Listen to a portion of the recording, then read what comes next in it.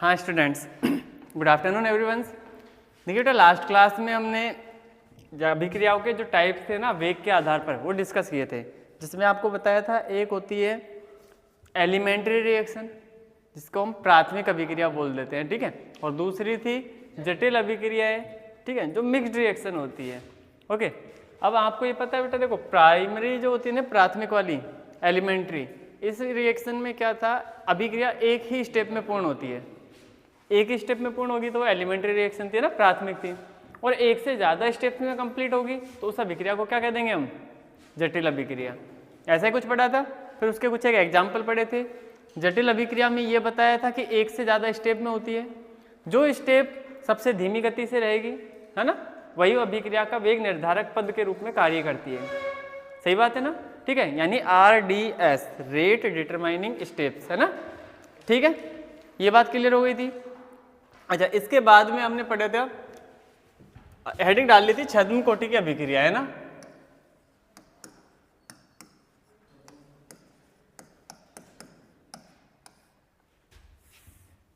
अच्छा, छद्म में भी प्रथम कोटि की बात कर रहा हूं बेटा मैं ना, छद्म में प्रथम कोटि अभिक्रिया लिखवा दिया था कि इसमें कुछ नहीं लिखवाया। अच्छा, हेडिंग डाली, ठीक है ना। अपने जो सिलेबस में केवल है ना प्रथम कोटि वाली अभिक्रियाओं की बात करेंगे, छद्म में भी, है ना। अच्छा, सूडो फर्स्ट ऑर्डर रिएक्शन बोलते हैं इसे, है ना, ठीक है। अब देखो बेटा, इसमें आपको इतनी बात तो समझ में आती है कि छद्म का मतलब क्या होता है वर्ड का, आभासी, या फिर केवल एक लगना, है ना, प्रतीत होता है, जो एक्चुअल में ऐसा नहीं है बट ऐसे दिखती हो, है ना, या फिर ऐसे बोल सकते हो झूठी जैसी, मतलब दिखती, हाँ काल्पनिक, जो मतलब दिखावटीपन एक, है ना, ठीक है, वो छद्म में होती है, ठीक है। सूडो का मतलब यही होता है, झूठा होना, है ना, ठीक है, जबरदस्ती के है कुछ और दिखता कुछ और है।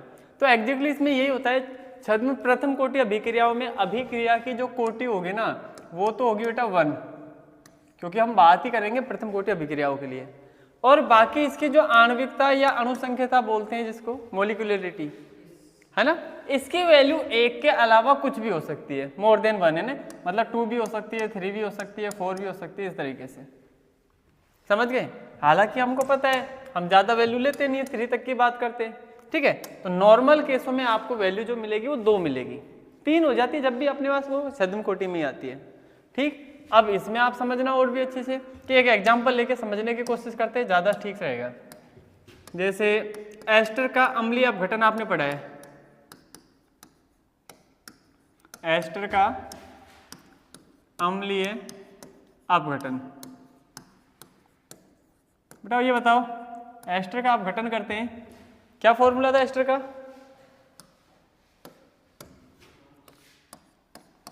है क्या, जैसे CO ग्रुप था, एक ऑक्सीजन था, C2H5 लिख देते हैं यहाँ, या CH3 भी लिख सकते हो, वो आपकी मर्जी।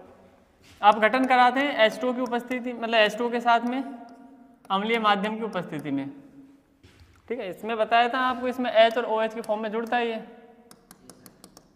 एक H यहाँ, एक OH यहाँ, ठीक है। क्या प्रोडक्ट बनेगा भाई, CH3 और बाकी फिर COOH, है ना, COOH। दूसरा क्या प्रोडक्ट बनेगा, C2H5OH, एक कार्बोक्सिलिक अम्ल और एक अल्कोहल, C2H5OH। क्लियर हुई बात। इस अभिक्रिया में अभिक्रिया की कोटि बताओ कितनी होगी,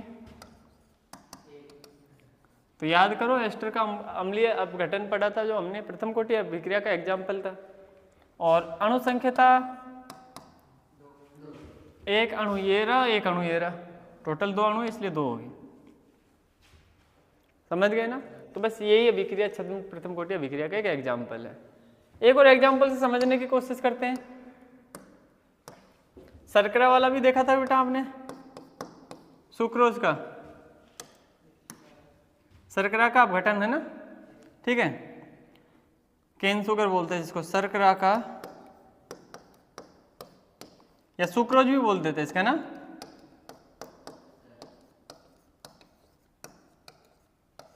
शर्करा का जल अपघटन, ठीक है। अब इसमें देखो भाई, शर्करा का फॉर्मूला बताना जरा, बोलो, C12 H22O11। अब घटन का मतलब वही H2 से रिएक्शन करा रहे हैं, अच्छा ये भी अम्लीय H+ की उपस्थिति में करा सकते हो आप, है ना। इसमें क्या होता है C6H12O6 C6H12O6, 1 मोल ग्लूकोज और 1 मोल फ्रक्टोज ये प्राप्त होते हैं। क्लियर बात। इसमें बताओ अणु संख्यता कितनी होगी इसकी? 1। अच्छा अणु संख्यता की बात कर रहा हूँ। अणु संख्यता तो कितनी होगी बेटा? 2 होगी। अणु संख्यता तो कितनी होगी? 2 अणु दिखाई दे रहे। और कोटि कितनी होती है इसकी? 1, है ना। कोटि कितनी होगी? 1। अणु संख्यता कितनी होगी? 2। तो समझ में आ गई छद्म प्रथम कोटि अभिक्रिया का एग्जाम्पल है। क्लियर हो गई ना बातें। अब ऐसे कोई सी भी अभिक्रिया जिसमें 1 से ज़्यादा अभिकारक हो, मतलब अणु संख्यता का मान 1 से ज़्यादा आता हो और n की वैल्यू 1 होती है, वो सारी की सारी छद्म प्रथम कोटि अभिक्रिया के एग्जाम्पल है। ठीक है, लिखो इसमें ऐसी रासायनिक अभिक्रियाएं, ऐसी रासायनिक अभिक्रियाएं जिसमें अभिक्रिया की कोटि का मान, अभिक्रिया की कोटि का मान 1 हो, अभिक्रिया की कोटि का मान 1 हो, परंतु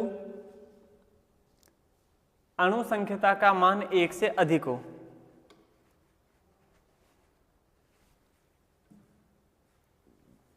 परंतु अणु संख्यता का मान 1 से अधिक हो, उन्हें छद्म प्रथम कोटि अभिक्रिया कहते हैं।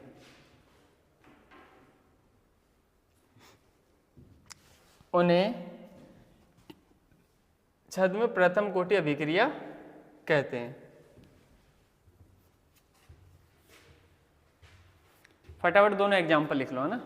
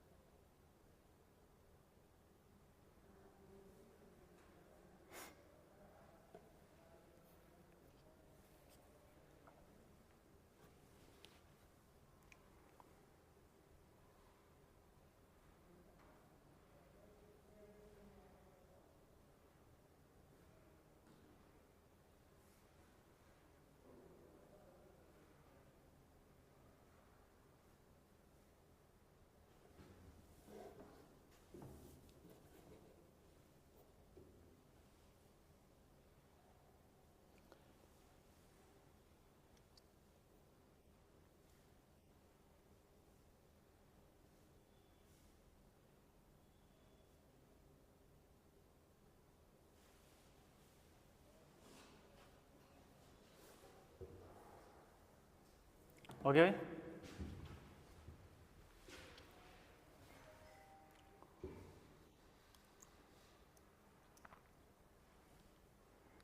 नेक्स्ट हेडिंग लिखो ना, रासायनिक अभिक्रियाओं का संगठन सिद्धांत।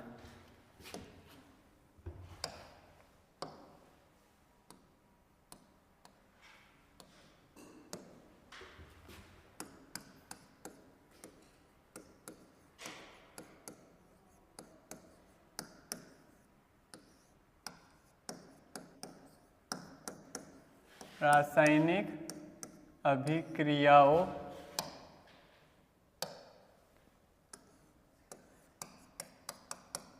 का संगठन सिद्धांत।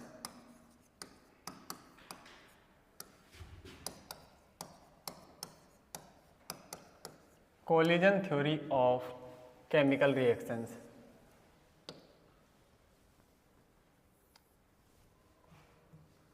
है ना।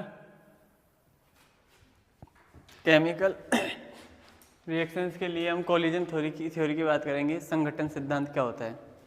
नहीं बताओ, संगठन का मतलब तो समझते होंगे आप, क्या होता है? क्या होना? टक्कर। संगठन का मतलब क्या होता है? आपस में जो टक्कर होती है उसको संगठन बोलते हैं।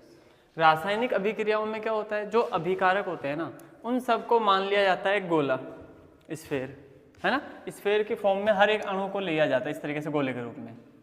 ठीक, अब इसको और अच्छे से समझने के लिए मान लेता हूँ, मैं ऐसे मान रहा बेटा कि ए बी ये कोई एक अणु है, इसकी अभिक्रिया मैं सी के साथ करा रहा हूँ। ठीक है, अब ये सी क्या है? ए के साथ जुड़ जाता है, मान लो ए सी बना देता है और बी को फ्री कर देता है, ये कोई अभिक्रिया है ना। तो हम क्या कहते हैं बेटा, इनमें अभिकारकों को एक गोला माना जाता है, जितने भी अभिकारक है। आपको एक अभिकारक ए भी दिख रहा है, पर इसमें भी दो अलग अलग परमाणु हैं, तो इसको मैं कुछ इस तरीके से शो कर देता हूँ कि एक ये रहा, दूसरा इसके साथ में इस तरीके से बनाया होगा, ए और बी आपस में जुड़े हुए हैं। इसकी अभिक्रिया किससे हो रही है? सी के साथ। सही है। अच्छा, अब मैं ऐसा करता हूँ, एक केस तो ऐसा मान लेता हूँ कि इस सी की जो गति है ना, संगठन का मतलब क्या बेटा, जब इसको आपस में मिक्स किया तो अणु एक दूसरे से टकराते हैं। ठीक है, अभी मैं ऐसा मान रहा हूँ कि सी जाकर के इस बी से टकरा रहा होगा, और एक और दूसरा केस बनाता हूं इसमें। ये तो हो गया केस फर्स्ट। ठीक है, एक केस सेकंड और बनाते हैं इसमें, जिसके अंदर हम ऐसा कह रहे हैं कि ये अणु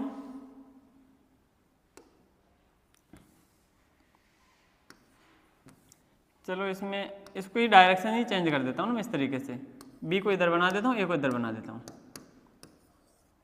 ठीक है, दोनों में कुछ डिफरेंस समझ में आ रहा है क्या आपको? एक में ऐसी गति हो रही है दोनों के आपस में कि बी जाके सी से टकरा रहा होगा, एक में भाई ये घूम तो सकता है, ऐसा तो है नहीं फिक्स यही पोजीशन रहेगी हमेशा, कोई इंजन तो है नहीं कि इंजन ऐसे चलते रहेगा गाड़ी, है ना। ठीक है, कैसे भी घूम सकता है, किधर से भी मूव कर सकता है, कहीं भी टक्कर हो सकती है। तो एक केस में हम बी की टक्कर सी से करा रहे हैं, दूसरे केस में ए की टक्कर सी से करा रहे हैं। भाई सी तो अकेला ही, वो तो कैसे भाई इससे आके कोई भी अणु टकराएगा तो सी से टकराएगा, बट इसमें ए से भी टकरा सकता है और बी से भी टकरा सकता है। तो दो अलग अलग केस है, दोनों केस समझ में आ गए क्या आपको? यहाँ तक तो कोई दिक्कत नहीं है ना। अब फर्स्ट वाला केस में देखो, क्योंकि आपको जो प्रोडक्ट बनाना है उस प्रोडक्ट पे ध्यान दो, ए और सी जुड़ने चाहिए आपस में, इसका मतलब सी की टक्कर जाके ए से होनी चाहिए। मैं क्या कह रहा हूँ, सुनना ध्यान से, कि प्रोडक्ट के अकॉर्डिंग मैं बात करूँ, ए और सी आपस में जुड़ेंगे, इसका मतलब सी किससे जुड़ेगा? ए से। लेकिन यहाँ तो क्या हो रहा है, सी की टक्कर ही किससे हो रही है? बी से। तो बी से टक्कर होने पर ये तो आपस में जुड़ते, तो इसका मतलब मैं ऐसा कह सकता हूँ इस केस में तो कोई अभिक्रिया नहीं हो रही। ठीक है, ठीक है। अगले केस में देखता हूं कि ये ए और सी आपस में टकरा रहे हैं, ये आके टकराए होंगे तो बी को हटा दिया और खुद इससे जुड़ गया होगा, इस केस में अभिक्रिया हो रही है। तो मैं इसको ऐसे बना सकता हूं कि ये ए रहा होगा, ये सी इसके साथ जुड़ गया और ये बी को फ्री कर दिया, इस केस में अभिक्रिया हो रही है। भाई सी आके इससे टकराया होगा तो ए और सी जुड़ गए और बी हट गया, बी अलग कर दिया। क्लियर है? देखो, संघटन सिद्धांत ये चीज बताता है कि अभिकारक आपस में टक्कर करते हैं। ठीक है, अभिकारकों की आपस में टक्कर होगी, हमें पता है अभिकारकों के बॉन्ड टूटेंगे तो उत्पाद बनेगा, नए बॉन्ड बनते हैं और पुराने बॉन्ड टूटते हैं, ऐसे होता है। इनके बीच के बॉन्ड हटेंगे, ये जाके दूसरे से जुड़ेगा, जुड़ करके कोई उत्पाद बनाएगा, ये केस चल रहा है। ठीक है, इसी को क्या कहते हैं भाई, अभिक्रिया ऐसी होती सारी। अब इसमें इन्होंने बताया कि इस केस में दो चीजें संभव है। देखो, दो चीजों से ये सारी चीजें डिसाइड होती है कि उत्पाद बनेगा कि नहीं बनेगा। वो कौन कौन सी चीजें? एक बात तो ये आती है कि इनके पास जो टक्कर हो रही है ना, उनकी टक्कर हो रही है, उनकी दिशा कैसी है। भाई पर्टिकुलर डायरेक्शन में होगा तो ही उत्पाद बन पाएगा, ऐसा नहीं कि कोई भी टक्कर करा दो कहीं से भी उत्पाद बन जाएगा, नहीं बन सकता। उसे कहते हैं हम अभिविन्यासित, यानी अभिविन्यास का मतलब ये होता है बेटा एक फिक्स डायरेक्शन में, अभिविन्यासित संगठन। ये पहला पॉइंट। अभिविन्यासित संगठन का मतलब क्या है? एक ऐसी डायरेक्शन होनी चाहिए जहां से वो प्रोडक्ट बना सके। टक्कर तो इसमें भी हो रही थी, इसमें भी हो रही थी, यानी हर कोई टक्कर जो भी होगी वो उत्पाद नहीं बना सकती। उत्पाद के लिए एक फिक्स डायरेक्शन, एक अभिविन्यास का मतलब है 3D के अंदर उसकी स्थिति एक निश्चित होनी चाहिए, तभी जाके उत्पाद बना सकता है, अदरवाइज नहीं बना सकता। दूसरा केस आता है कि हमेशा ऐसा पॉसिबल नहीं है कि डायरेक्शन भी सही हो तब भी वही आपके भाई प्रोडक्ट बन जाए। समझ रहे हो? ठीक है भाई, जैसे इसको ऐसे समझो, मान लो आपसे मैं कह रहा हूँ, वैसे पूरा दीवार दिख रही है आपको, पूरी दीवार है ना, इस पूरी दीवार को आपको उस साइड पटकना है, इसको उधर पटकना है, तो प्रोडक्ट आपका ये बन गया, मतलब इसको उठा के फेंक दिया हमने दीवार को, मतलब धक्का मार के उधर गिरा दिया। ठीक है, अब जैसे मान लो आपकी डायरेक्शन कैसी होनी चाहिए, इधर से होनी चाहिए पहली बात तो। ठीक है, आपकी डायरेक्शन सही है, पर आपने ये इतना फोर्स लगा दिया सर, दीवार गिरी नहीं गिरी? बोले नहीं गिरी। क्यों नहीं गिरी? क्योंकि उसके अणुओं को तोड़ने के लिए जो एनर्जी चाहिए उस टक्कर के पास तो होनी चाहिए ना। भाई दीवार में जो भी मजबूती है उसके हिसाब से उससे ज्यादा पावर लगेगी तो वो टूट पाएगी। कहने का मतलब टक्कर एक अभिविन्यासित तो होनी चाहिए, साथ के साथ उसके पास कम से कम वह ऊर्जा होनी चाहिए जो इस अभिकारकों को तोड़ सके। सही है भाई, आके ऐसे थोड़ी धीरे से आया और बस यहाँ लग गया, नहीं, इस स्पीड से, इस ऊर्जा से आना चाहिए कि उसके पास इतनी एनर्जी तो इस बॉन्ड को ब्रेक कर सके। सही है भाई, आप इतने फोर्स से इस पे प्रेशर करो कि दीवार उधर गिरे। समझ गए ना? तो वही चीज यहाँ चीज हो रही है कि अभिविन्यासित के होने के साथ साथ उसके पास न्यूनतम ऊर्जा भी होनी चाहिए जो उस अभिकारकों को तोड़ने के लिए आवश्यक है। उससे ज्यादा होगी तो टेंशन नहीं है, पर उससे कम पे काम नहीं चलेगा। सही है? ठीक है, उसे कहते हैं बेटा देहली ऊर्जा। उसे क्या कहते हैं? देहली ऊर्जा। वह न्यूनतम ऊर्जा जो किसी भी रासायनिक अभिक्रिया में अभिकारक से उत्पाद बनाने के काम में आएगी। समझ गए ना? ये वो न्यूनतम ऊर्जा है, थ्रेशोल्ड एनर्जी बोलते हैं इसको। ठीक है, फिजिक्स में भी सुना होगा ये वर्ड आपने ना। ठीक है, देहली ऊर्जा, थ्रेशोल्ड एनर्जी। ठीक है, तो दो चीजें समझ में आई हमको कि कभी भी रासायनिक अभिक्रिया में उत्पाद बनाने के लिए दो कंडीशंस या दो चीजें इसके फेवर में होनी चाहिए। एक तो जो टक्कर की डायरेक्शन है वो सही होनी चाहिए, जिसको हम अभिविन्यासित संगठन कह रहे हैं। दूसरी बात, सही टक्कर होने के साथ साथ उसके पास न्यूनतम ऊर्जा भी होनी चाहिए जो उत्पाद बना सके, उसे कहते हैं हम देहली ऊर्जा। दोनों चीजें समझ में। इसी में एक सक्रियण ऊर्जा और शब्द आएगा, उसको मैं भी बताऊंगा इसी में ना। ठीक है, ये दोनों वर्ड समझ में आ गए आपको। देहली ऊर्जा का मतलब अभिकारक, इनके पास में आप टक्कर के बीच में न्यूनतम वो ऊर्जा तो होनी चाहिए जो उत्पाद बना रहे हैं। ठीक, कोई दिक्कत नहीं है। अच्छा, ये दोनों जिनके पास में है, ऐसा भी टक्कर हजारों हो रही होगी, हमें उनसे मतलब नहीं है।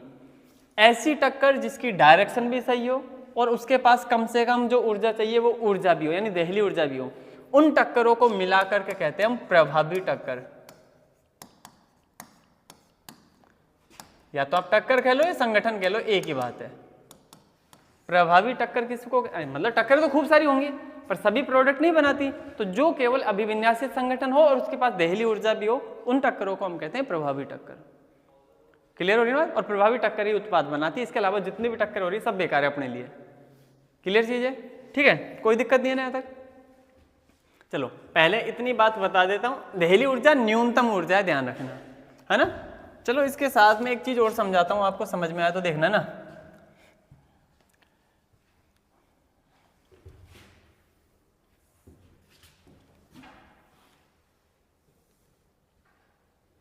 देखो बेटा क्या कह रहे हैं हम, एक तो मैं इसमें ऊर्जा है ना, और इस कंडीशन में जो रिएक्शन है ना उसकी प्रोपोगेशन यानी उसकी डायरेक्शन को दर्शा रहा हूं मैं। ठीक है, इसका हिंदी में वर्ड मेरे को याद नहीं आ रहा। अभिक्रिया की प्रोपोगेशन को क्या बोलते हैं बेटा?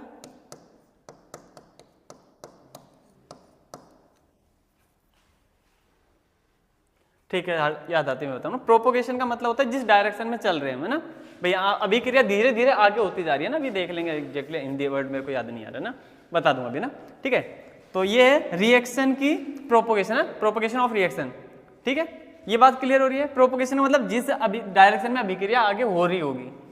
ठीक, इन दो चीजों का मतलब अभिक्रिया धीरे धीरे आगे होती जा रही है, उसमें क्या केस बन रहा है अब समझना बेटा इसको ध्यान से। देखो मैंने कहा अभिकारक यहां से स्टार्ट हुआ होगा, ठीक, और अभिकारक चलते चलते चलते, अब एक केस अभी तक अभिकारक है, अभिकारक के पास में वो एनर्जी मिल गई उसको जो उसको उत्पाद बना सके, है ना भाई। ये वो एनर्जी है यहां तक की,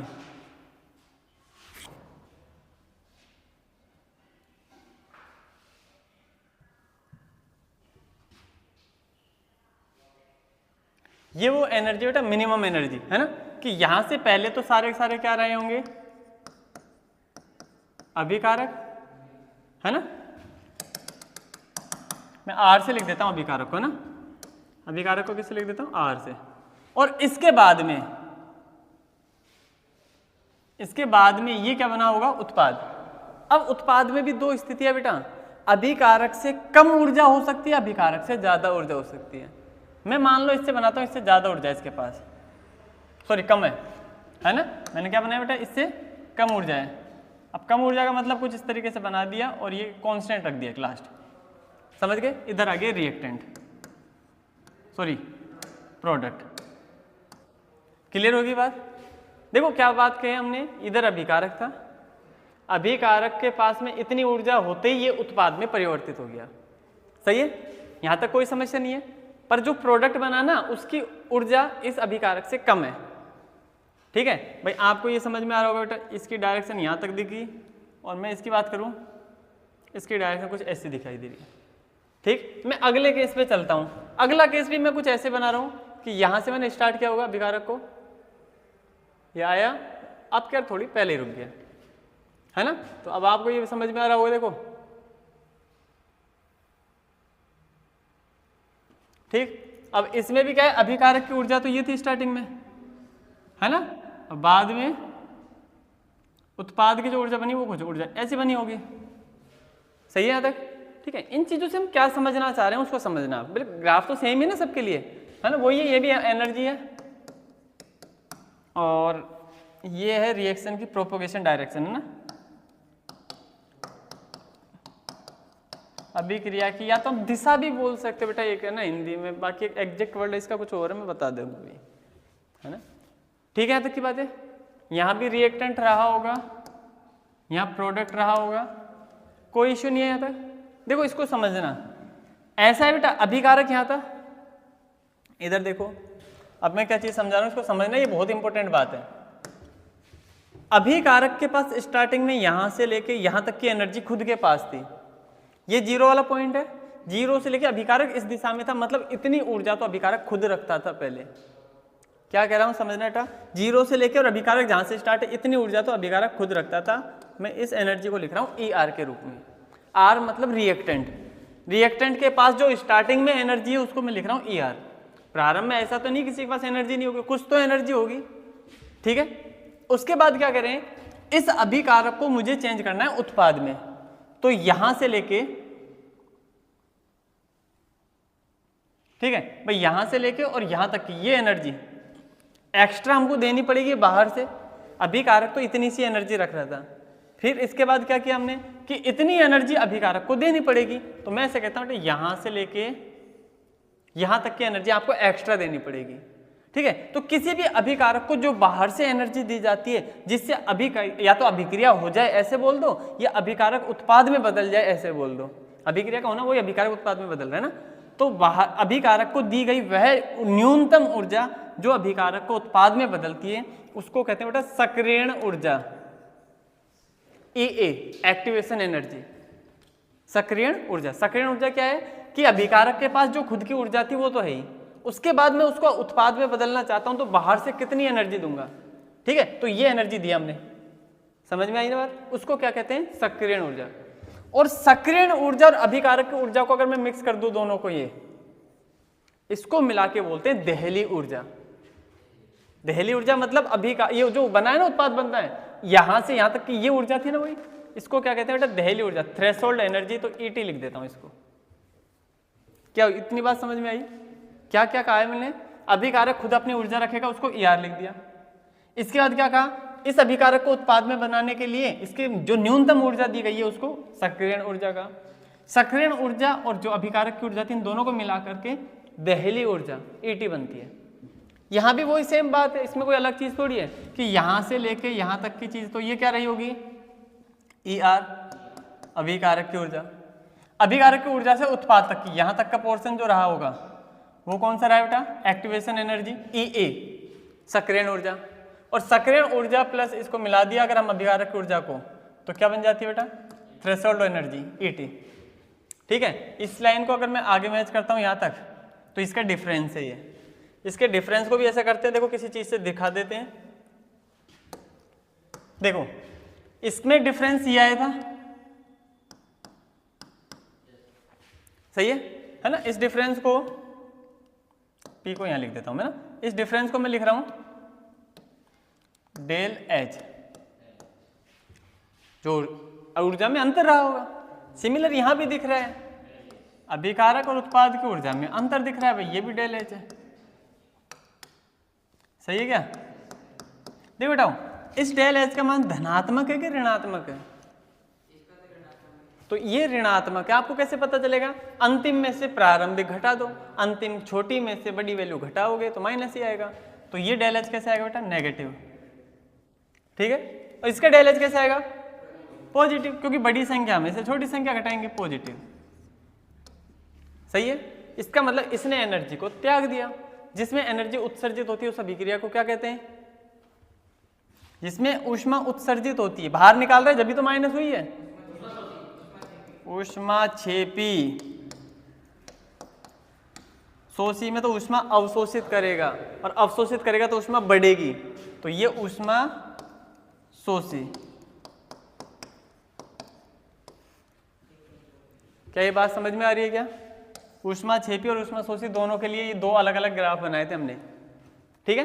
फाइनली कंक्लूजन ये निकल के आया कि आपके पास में जो दहली ऊर्जा है ना ET, इसका मान जो होगा ना, एक तो सक्रियण अभिकारक की जो ऊर्जा ये प्लस सक्रियण ऊर्जा ये, इन दोनों के योग के बराबर निकल के आता है, सही है, ठीक है। कोई दिक्कत नहीं है ना, उम्मीद है सारी चीजें समझ में आ रही होगी। सक्रियण ऊर्जा क्या है, अभिकारक को दी गई वह न्यूनतम ऊर्जा जिससे वह उत्पाद में परिवर्तित हो जाए, उसको सक्रियण ऊर्जा कहते हैं। देहली ऊर्जा किसको कहते हैं, ठीक है। तो देहली ऊर्जा क्या है, किसी भी अभिक्रिया को होने के लिए न्यूनतम ऊर्जा। अब न्यूनतम ऊर्जा यहां से स्टार्ट नहीं होगी, यहां से होगी। टोटल ऊर्जा की बात कर रहा हूं मैं, है ना। कुल ऊर्जा जो होगी ना वो क्या है, देहली ऊर्जा। और अभिकारक को जो बाहर से दिए वो ऊर्जा कौन सी है, सक्रियण ऊर्जा, ठीक है। यानी सक्रियण और अभिकारक के मिलाकर के देहली ऊर्जा बनती है।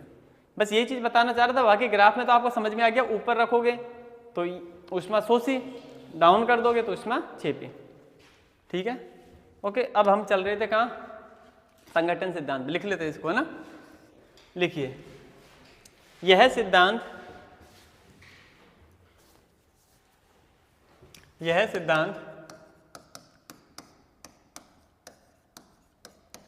एक वैज्ञानिक का नाम बेटा मैक्स ट्रोथ, है ना। मैक्स ट्रोथ तथा विलियम लुईस। मैक्स ट्रोथ तथा, याद रह जाए तो रख लेना, कोई ऐसा खास नहीं है ना।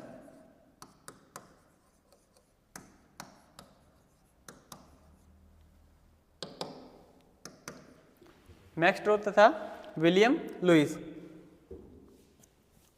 ने दिया था। मैक्स ट्रोथ तथा विलियम लुईस ने दिया था। इस सिद्धांत के अनुसार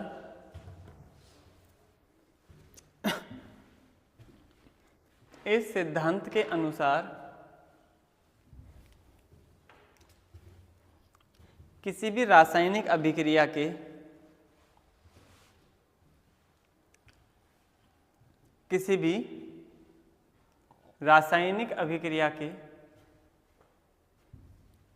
संपन्न होने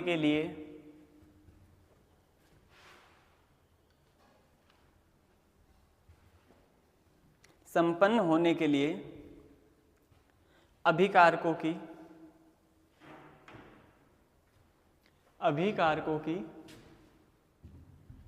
परस्पर टक्कर होनी चाहिए। अभिकारकों की परस्पर टक्कर होनी चाहिए।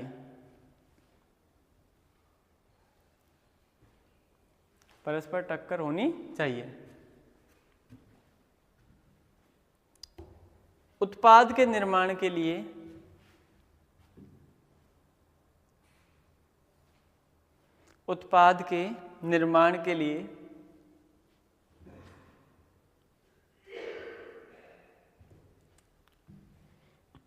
निम्न दो शर्तों का पूर्ण होना आवश्यक है। निम्न दो शर्तों का पूर्ण होना आवश्यक है।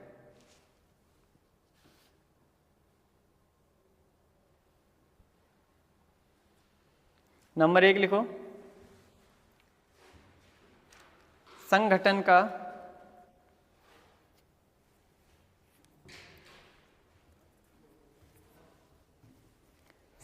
का उपयुक्त अभिविन्यास,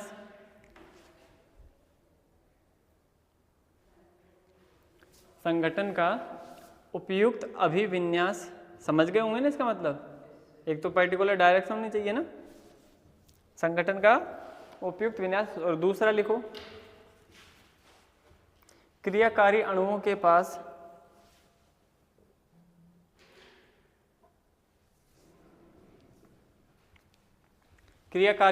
पास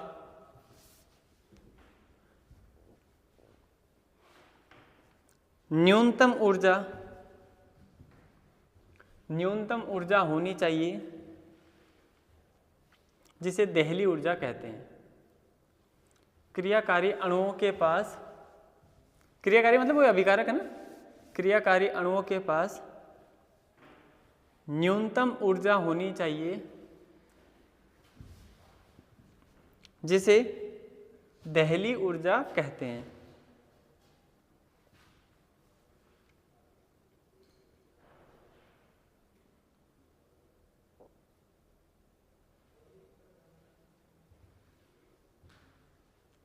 लाइन चेंज करके लिखना, उपयुक्त दोनों शर्तों के पूर्ण होने पर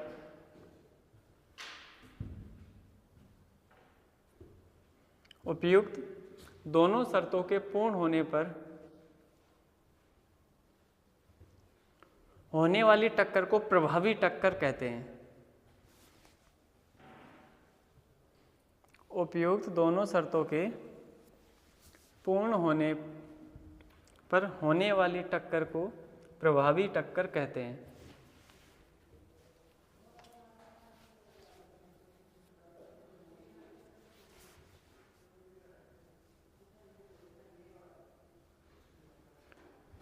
ठीक है, समझ में आ गई बात? ठीक है, पहले ये एग्जाम्पल टाइप में इसको लिखो, इसके दोनों केस लिखो, यहाँ तक है ना, ये डायरेक्शन बना लेना है।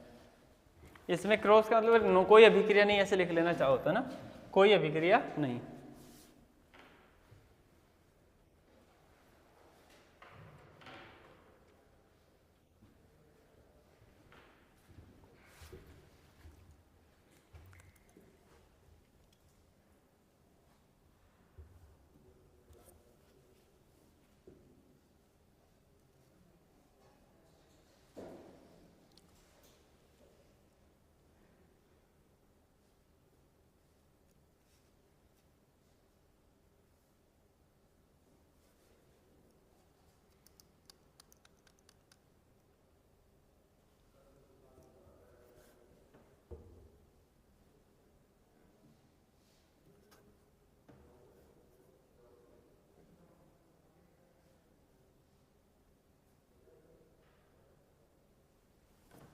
हो गई?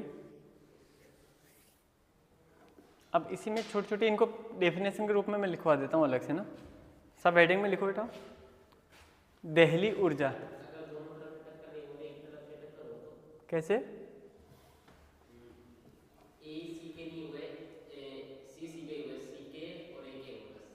सी की और आपस में टक्कर हो रही है, हाँ तो क्या दिक्कत है भाई?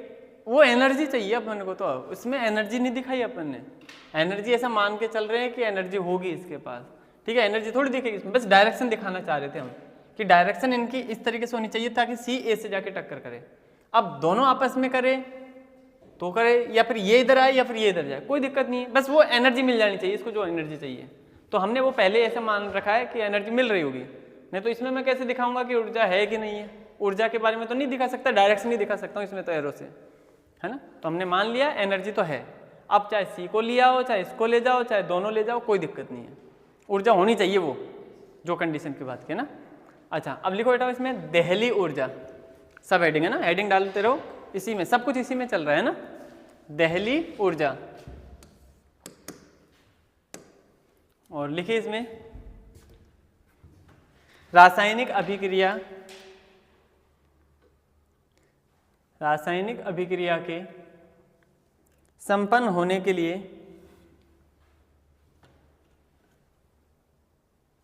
रासायनिक अभिक्रिया के संपन्न होने के लिए अभिकारक अणुओं के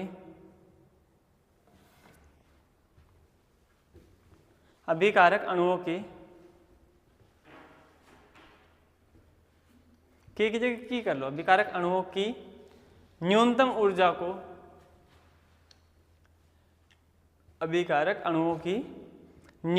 ऊर्जा को दहली ऊर्जा कहते हैं।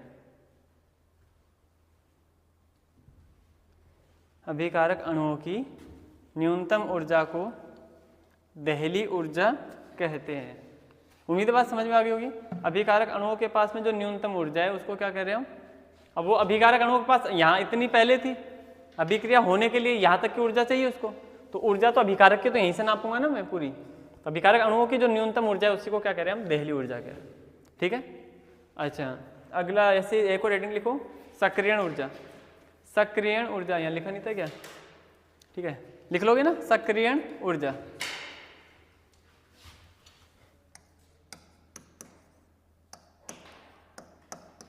एक्टिवेशन एनर्जी है ना, सक्रियण ऊर्जा लिखो। इसमें अभिकारक अणुओं के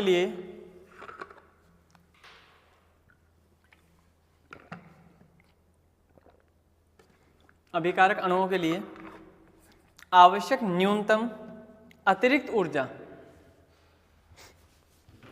अभिकारक अणुओं के लिए आवश्यक न्यूनतम अतिरिक्त ऊर्जा जिससे वह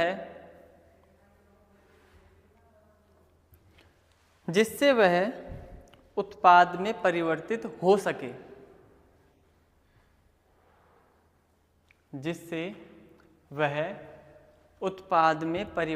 हो सके, सक्रियण ऊर्जा कहलाती है।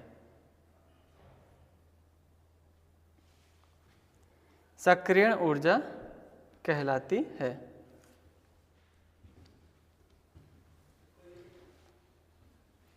ठीक है, नीचे लिख दो, दहली ऊर्जा बराबर अभिकारक की ऊर्जा प्लस सक्रियण ऊर्जा। दहली ऊर्जा बराबर अभिकारक की प्रारंभिक ऊर्जा लिख देना ना। दहली ऊर्जा बराबर अभिकारक की प्रारंभिक ऊर्जा प्लस सक्रियण ऊर्जा।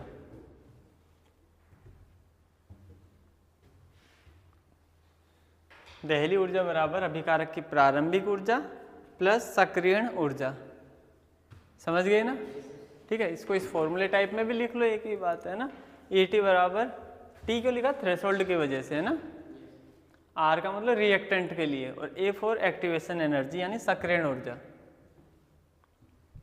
ET बराबर ER प्लस EA लिख दिए। अच्छा, और लिखो, मतलब हेडिंग टाइप में लिखना ना, ऊर्जा तथा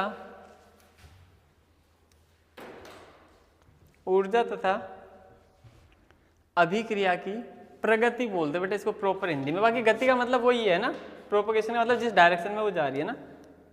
ऊर्जा तथा अभिक्रिया की प्रगति। हाँ बेटा, प्रसारण का मतलब तो एक तरफ फैलना हो गया। हाँ, वो चलता है बेटा, ये वर्ड बहुत सारे होते हैं, अपन प्रॉपर वर्ड की बात कर रहे हैं। इसका मतलब तुम समझ ही गए, वैसे भी एक डायरेक्शन में जिसमें मूव कर रहा है उस डायरेक्शन की बात कर रहे हैं। अभिक्रिया ऐसे ही तो हो रही है आगे, पहले अभिकारक था, धीरे धीरे उत्पाद बन गया, तो अभिक्रिया की जो डायरेक्शन को दिखा रहे हैं वही है ना। प्रॉपर वर्ड यही लिखना आप तो, अभिक्रिया की प्रगति। अभिक्रिया की प्रगति के मध्य आरेख पूरा लिख लेना इसको ना। ऊर्जा तथा अभिक्रिया की प्रकृति के मध्य आरेख।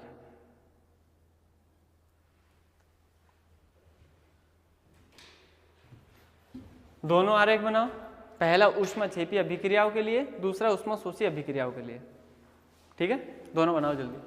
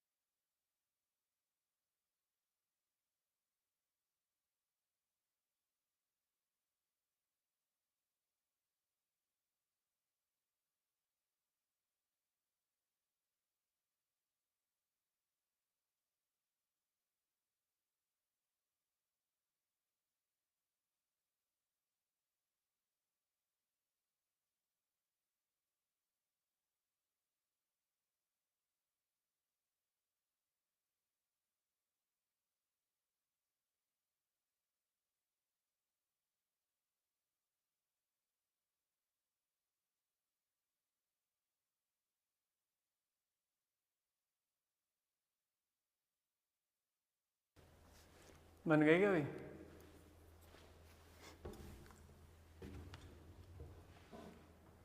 कुछ अलग मिलता है क्या कॉपी में और इसमें? होता है, होता ही है। 10 दिन बाद वापस पूछोगे तब भी अलग बताऊंगा, ठीक है। कॉन्सेप्ट तो वही रहता है, पर वो लिखाते टाइम और उसके अकॉर्डिंग चीज़ें बदल जाती हैं। एग्जैक्ट लाइन कभी नहीं आ पाती, कुछ चीज़ें नहीं याद आ जाती, वो भी लिखवा देते हैं। कई बार ऐसे होता है कि ठीक है चलो इसको छोड़ दो, कोई दिक्कत नहीं है, काम का नहीं है। कई बार लिखवा देते, कई बार नहीं लिखवाते।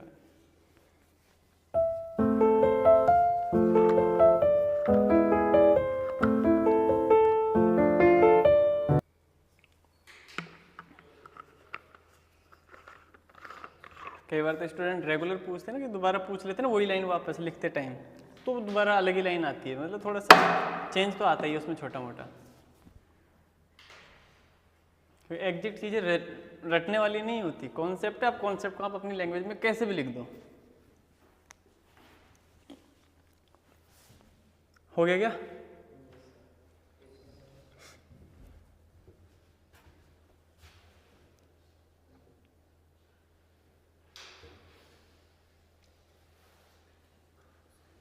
हो गया? अच्छा देखो, इसमें जैसे और ऐड करना चाहो तो ये भी समझ सकते हो। देखो, अग्र अभिक्रिया जब होती है तो अभिकारक से उत्पाद बनता है। अग्र अभिक्रिया में क्या बनता है? अभिकारक से उत्पाद, है ना भाई? ये उत्पाद है यहाँ, ठीक है, सुनना ध्यान से। तो इसको यहाँ तक का लेवल चाहिए होता है कि ये जो एनर्जी लेवल है ना यहाँ तक का, इसको हम कहेंगे अग्र अभिक्रिया के लिए सक्रियण ऊर्जा, ठीक है। और मैं कहूँ प्रतीप अभिक्रिया, बैकवर्ड रिएक्शन, तो बैकवर्ड में क्या होता है? उत्पाद को अभिकारक बनाते हैं। तो यहां से लेके यहां तक की इतनी एनर्जी इसको क्रॉस करनी पड़ेगी, तो ये पश्च अभिक्रिया के लिए सक्रियण ऊर्जा हो गई। सही है? बताओ ज्यादा सक्रियण ऊर्जा किस में देनी पड़ी? पश्च अभिक्रिया में। अग्र में इतनी लग रही है और पश्च में इतनी लगेगी, सही है ना? पश्च वाली में ज्यादा लगेगी, ठीक है। अगर ऊष्माक्षेपी अभिक्रिया है तो पश्च वाली अभिक्रिया में ज्यादा लग रही है, ठीक है। और ऊष्मा शोषी है तो पश्च वाली में कम लग रही है। समझते हो ना इन चीजों को? ठीक है, तो थोड़ा बहुत इन चीजों को समझते हुए चला करो। हो गया यहाँ तक का? दोनों बना लिए, ठीक है। तो इसको प्रभावित करने वाले कारकों की भी बात कर लेते हैं। लिखो बेटाओ, सक्रियण ऊर्जा को प्रभावित करने वाले कारक। छोटे छोटे दो कारक है वैसे ना। सक्रियण ऊर्जा को प्रभावित करने वाले कारक। पहला लिखो, अभिकारक की प्रकृति।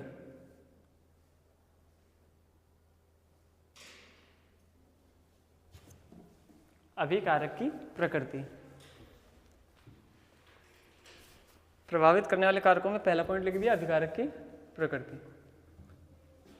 देखो आप जानते हो बेटा, अगर अभिकारक की प्रकृति की बात करें मतलब उनके बीच बंध कैसा है।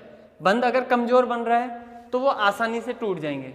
आसानी से टूट जाएंगे तो उत्पाद आसानी से बनाएंगे, मतलब सक्रियण ऊर्जा कम रहेगी। क्या कह रहा हूं मैं? जैसे ये ए और बी के बीच का बॉन्ड है बेटा, ये बॉन्ड टूटेगा तभी तो प्रोडक्ट बनेगा, है ना? तो ये बंध या तो दुर्बल हो सकता है या फिर प्रबल हो सकता है, दोनों केस है। अब हम कह रहे हैं अगर मान लो दुर्बल है तो आसानी से टूटेगा, आसानी से प्रोडक्ट बनाएगा, मतलब मैं कह सकता हूं इसकी सक्रियण ऊर्जा क्या रहेगी? कम रहेगी। अरे कम ही ऊर्जा देनी पड़ेगी आपको। दुर्बल है, आसानी से टूट जाएगा तो कम ऊर्जा देनी पड़ेगी, तो सक्रियण ऊर्जा कम रहेगी। यहाँ सक्रियण ऊर्जा कैसे रहेगी भाई? कम। लेकिन बंध प्रबल है तो ज्यादा ऊर्जा देनी पड़ेगी आपको, मतलब सक्रियण ऊर्जा का मान अधिक होगा। सही बात है। सक्रियण ऊर्जा कम जिसमें होगी उसका वेग तीव्र होगा। वेग तीव्र क्यों? तेजी से होगी अभिक्रिया। अरे कम ऊर्जा में काम चल रहा है तो ज्यादा ऊर्जा दे दोगे तो बहुत तेजी से होने लग जाएगी। जिसमें ज्यादा ऊर्जा की रिक्वायरमेंट है वो मंद गति से होगी, धीमे होगी। सही बात है। बस ये दो ही चीजें। क्लियर होगी ना बात? उनके बंध कैसा है उसके हिसाब से देखना पड़ेगा। सक्रियण ऊर्जा कम या ज्यादा होगी। सक्रियण ऊर्जा कम है तो तीव्र वेग से होगी, सक्रियण ऊर्जा ज्यादा है तो मंद वेग से होगी।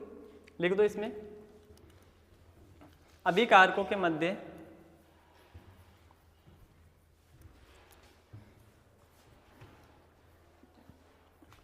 बंध की प्रकृति, बंध की प्रकृति प्रबल या दुर्बल होने पर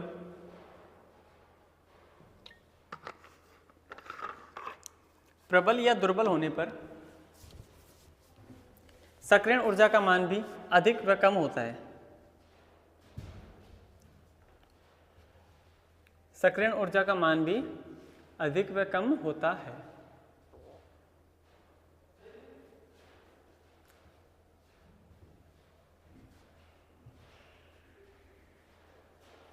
लाइन चेंज करके लिखना। जिन अभिक्रियाओं में सक्रियण ऊर्जा का मान कम होता है, धन्यवाद, सक्रियण ऊर्जा का मान कम होता है, वे अभिक्रियाएं तीव्र वेग से संपन्न होती है। सक्रियण ऊर्जा का मान कम होता है, वे अभिक्रियाएं तीव्र वेग से संपन्न होती है।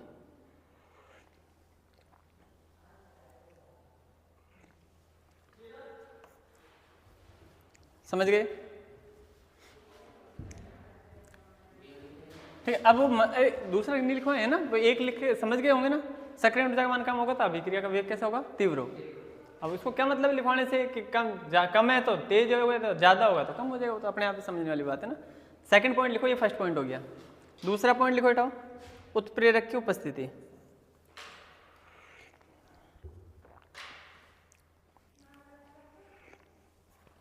उत्प्रेरक की उपस्थिति। देखो कैटलिस्ट क्या काम करता है बेटा? कैटलिस्ट का एक ही काम है, सिर्फ और सिर्फ सक्रियण ऊर्जा को परिवर्तित करना।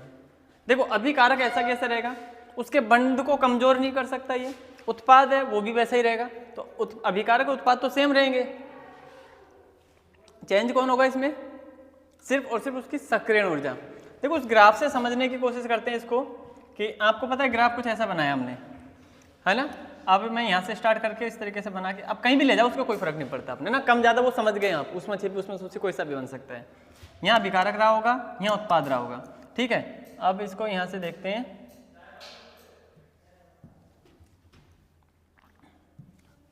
ये हो गई इसकी सक्रियण ऊर्जा, कहाँ से कहाँ तक होगी बेटा? ये अभिकारक से लेके, ठीक है। अब आप तो इतना देखो कि इसकी सक्रियण ऊर्जा अभी इस पॉइंट पर रही होगी। अब कुछ नहीं है, केवल उत्प्रेरक, जब देखो ये उत्प्रेरक की अनुपस्थिति में, ये जो केस बनाया वो आपने उत्प्रेरक की अनुपस्थिति में बनाया। अब हमने तो किया उत्प्रेरक डाल दिया, उत्प्रेरक सिर्फ इसके रास्ते को चेंज करेगा, पथ को छोटा कर देगा। पहले यहां से यहां तक जाना पड़ रहा था, इसको पहले ही घुमा देगा। कहने का मतलब सक्रियण ऊर्जा के मान को कम कर देता है ना, सक्रियण ऊर्जा के मान को कम कर देगा। अब उसको कम कैसे कराते हैं? देखो यहां से कहीं से भी उठा दो, इसको आएगा तो यहीं से, और जाएगा यहीं, है ना। तो ये सक्रियण ऊर्जा का मान क्या हो गया? इसमें कम हो गया। तो ये उत्प्रेरक की उपस्थिति में, उत्प्रेरक की उपस्थिति में। उम्मीद है बात समझ में आ गई होगी आपको, है ना। ठीक है। तो उत्प्रेरक का सामान्य काम देखो, सामान्य रूप से उत्प्रेरक क्या होते हैं? अभिक्रिया के वेग को बढ़ाते हैं। सामान्य रूप से उत्प्रेरक क्या काम करते हैं? अभिक्रिया के वेग को बढ़ाते हैं। सक्रियण ऊर्जा का मान कम हो गया तो कम ऊर्जा की जरूरत है, तो ज्यादा से ज्यादा अभिकारक उत्पाद बनाएंगे तो वेग बढ़ गया। लेकिन कुछ उत्प्रेरक ऐसे होते हैं जो अभिक्रिया के वेग को घटाते भी हैं, उनको मंदक या ऋणात्मक उत्प्रेरक कहते हैं, है ना। मंदक या ऋणात्मक उत्प्रेरक, वो वेग को कैसे घटाएंगे कैसे? सक्रियण ऊर्जा का मान बढ़ा देते हैं, है ना। तो अगर इसमें जो बात की हमने, ये इस टाइप के जो उत्प्रेरक होते हैं उनको बोलते हैं धनात्मक उत्प्रेरक, है ना। धनात्मक उत्प्रेरक का काम है वेग को बढ़ाना, वेग को बढ़ाना। सिमिलर आप इसमें एक और बना सकते हो बेटा, कि यहीं से स्टार्ट किया, समझ गए, इसने सक्रियण ऊर्जा का मान को और क्या किया? बढ़ा दिया। तो ये कौन सा रहा? ऋणात्मक, या पृथ्वी को मंदक बोल देते हैं, मंदक उत्प्रेरक। उसकी उपस्थिति में कराएंगे तो वो सक्रियण ऊर्जा को बढ़ा देता है। लिखो उत्प्रेरक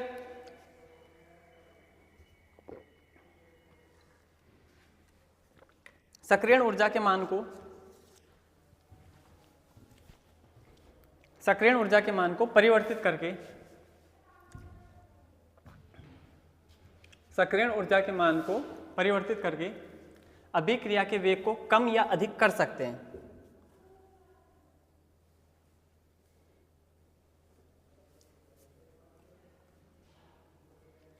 अभिक्रिया के वेग को कम या अधिक कर सकते हैं।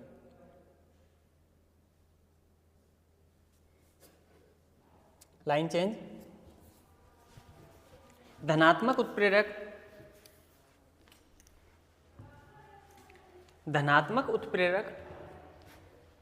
सक्रियण ऊर्जा के मान को कम करके धनात्मक उत्प्रेरक सक्रियण ऊर्जा के मान को कम करके अभिक्रिया के वेग को बढ़ाते हैं। अभिक्रिया के वेग को बढ़ाते हैं तथा ऋणात्मक उत्प्रेरक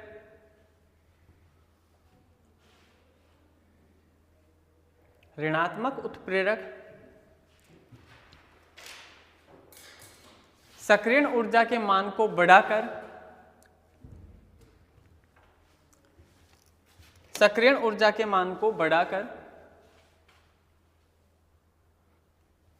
अभिक्रिया के वेग को कम करते हैं। सक्रियण ऊर्जा के मान को बढ़ाकर अभिक्रिया के वेग को कम करते हैं। समझ में आ गई होगी ना बात। वेग घटा भी सकते हैं, बढ़ा भी सकते हैं। धनात्मक वाले वेग को बढ़ाते हैं तो सक्रियण ऊर्जा कम हो जाती है, ऋणात्मक वाले सक्रियण ऊर्जा बढ़ा देते हैं जिससे वेग घट जाता है। ठीक है, ये बना लो आप। तीनों लाइन बनाना, ऐसे करना बेटा। इसको तो आप एक पूरी लाइन बना देना और ऊपर नीचे वाली लाइन को डॉट करके बना लेना, है ना। थोड़ा डिफरेंस दिखा देना कि इसमें धनात्मक उत्प्रेरक है, उसमें ऋणात्मक उत्प्रेरक है। ठीक है, और बाकी यहाँ लिख दोगे ऊर्जा और यहाँ लिख दोगे अभिक्रिया की प्रकृति। ठीक है, आज की क्लास में इतना ही। नेक्स्ट क्लास में डिस्कस करेंगे आगे ना। ठीक है, थैंक यू।